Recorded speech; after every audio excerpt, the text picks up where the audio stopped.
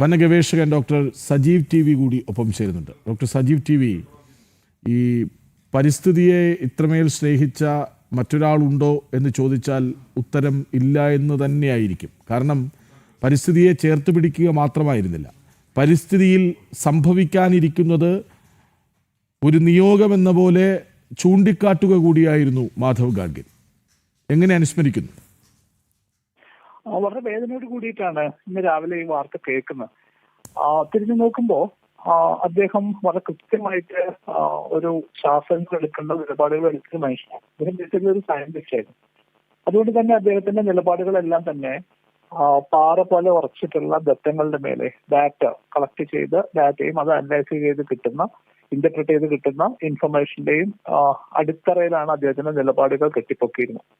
ഇത് കേരള സമൂഹത്തിനോ ഇന്ത്യൻ സമൂഹത്തിനോ അത്ര പരിചയമുള്ള കാര്യമല്ല. നമ്മൾ പലപ്പോഴും തീരുമാനങ്ങൾ എടുക്കുന്ന സമയത്ത് ശാസ്ത്രത്തെ പലപ്പോഴും നമ്മൾ ആശ്രയിക്കലേ ഇല്ല. നമ്മൾ രാവിലെ മുതൽ വൈകുന്നേരം വരെ ജീവിക്കുന്ന സമയത്ത് എടുക്കുന്ന നിരവധി തീരുമാനങ്ങളിൽ വളരെ ചെറിയൊരു പങ്ക് മാത്രമേ ശാസ്ത്രീയമായിട്ട് എടുക്കുന്ന തീരുമാനങ്ങൾ ഉണ്ടാവാറുള്ളൂ. അതിനപ്പുറം ഒരു ശാസ്ത്രജ്ഞ എന്ന നിലയ്ക്ക് തന്റെ ബോധ്യങ്ങളെ മുന്നിലെത്തി നിലപാടെടുത്തൊരു മനുഷ്യനായിരുന്നു മാധവ് ഗാഡ്ഗിൽ.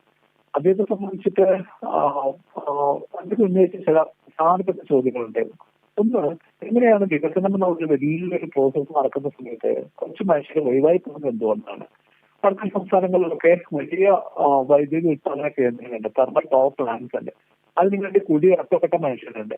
അവരുടെ പഴക്കുന്നവരിലൂടെ വൈദ്യുതി പോകുന്നുണ്ട്, വൻ നഗരങ്ങളിലേക്ക് പോകുന്നുണ്ട്.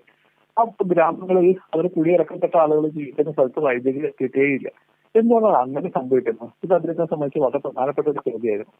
ഇടപെടലുകളിൽ വളരെ കൃത്യമായിട്ട് സൂക്ഷ്മ ആവാസ വ്യവസ്ഥകളുടെ സംരക്ഷണത്തിന് വേണ്ടി വലിയ തോതിലുള്ള ഇടപെടലുകൾ അദ്ദേഹം നടത്തിയിട്ടുണ്ട്.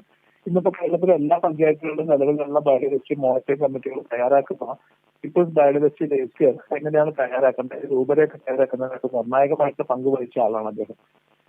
കാവുകളെ കുറിച്ചിട്ട്, ഓരോ പ്രദേശങ്ങളിലുള്ള ചെറു കാടുകളെ കുറിച്ചിട്ടുള്ള പഠനങ്ങൾ അദ്ദേഹം വിശദമായിട്ട് നടത്തിയിരുന്നു. പശ്ചിമഘട്ടത്തെ കുറിച്ചിട്ട് എത്തിക്കഴിഞ്ഞാൽ എങ്ങനെയാണ് പശ്ചിമഘട്ടം സംരക്ഷിക്കേണ്ടത് എന്നുള്ളതിനെ കുറിച്ചിട്ടുള്ള വെസ്റ്റേൺ ഇക്കോളജി പാനൽ കമ്മിറ്റിയുടെ അതിന്റെ ചെയർമാനായിരുന്നു അദ്ദേഹം. അദ്ദേഹം അതിനൊരു നിലപാടുണ്ട്.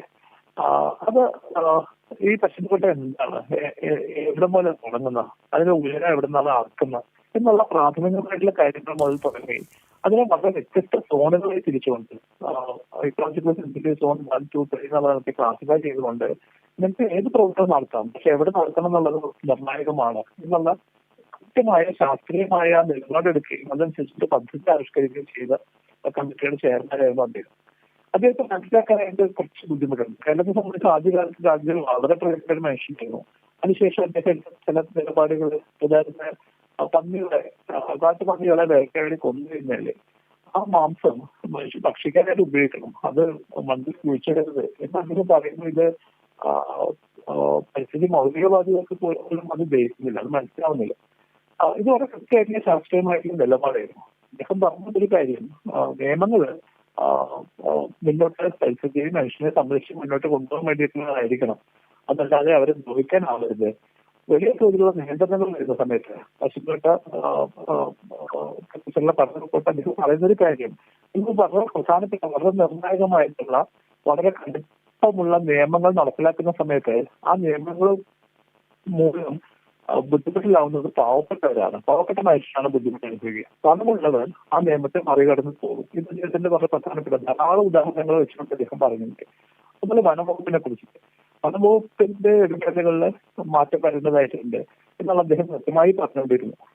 പോലെയുള്ള സ്ഥലത്ത് ഒറ്റ കടുവ പോലും ഇല്ലാതായി കഴിഞ്ഞു, വേട്ടയാടലിന്റെ കാരണം കടുവകൾ ഇല്ലാതായപ്പോൾ പോലും വനംവകുപ്പിന്റെ രേഖകളിൽ, ഔദ്യോഗിക രേഖകളിൽ കടുവകളുടെ എണ്ണം 20, 21 തുടർന്ന് എഴുതുന്നത് എങ്ങനെയാണ്? അപ്പോ ഈ തരത്തിൽ നമുക്ക് കൺസർവേഷൻ സാധ്യമാവില്ല. അദ്ദേഹം മുന്നോട്ട് വെച്ച പ്രധാന നിലപാട് എന്താ വെച്ചാല്, പരിസ്ഥിതി സംരക്ഷിക്കണമെന്നുണ്ടെങ്കിൽ സാധാരണ മനുഷ്യരെ കൂടെ നിർത്തണം എന്നുള്ള കൃത്യമായിട്ടുള്ള നിലപാടെടുക്കാം ആ മനുഷ്യനായിരുന്നു അദ്ദേഹം. ശാസ്ത്രീയമായിട്ടുള്ള ഇടപെടലുകൾ ചില സമയത്ത് വലിയ അപകടങ്ങൾ ഉണ്ടാക്കിയത് അദ്ദേഹം ചൂണ്ടിക്കാണിച്ചിട്ടുണ്ട്. ആ തരത്തിൽ തളിമല എടുത്തിട്ടുള്ള പല തീരുമാനങ്ങളും എങ്ങനെയാണ് പരിസ്ഥിതി ദോഷകരമായി ബാധിച്ചതെന്നൊക്കെ ചൂണ്ടിക്കാണിക്കുന്നു.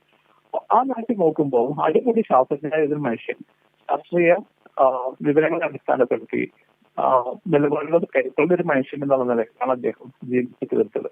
ആ ഒരു നിലപാടിനെ മനസ്സിലാക്കാനായിട്ട് നമുക്ക് സാധിക്കില്ല എന്ന് വേണം പറയാൻ. ശരി, വളരെയധികം നന്ദി doctor Sajeev T V. Madhav Gadgil അന്തരിച്ചു.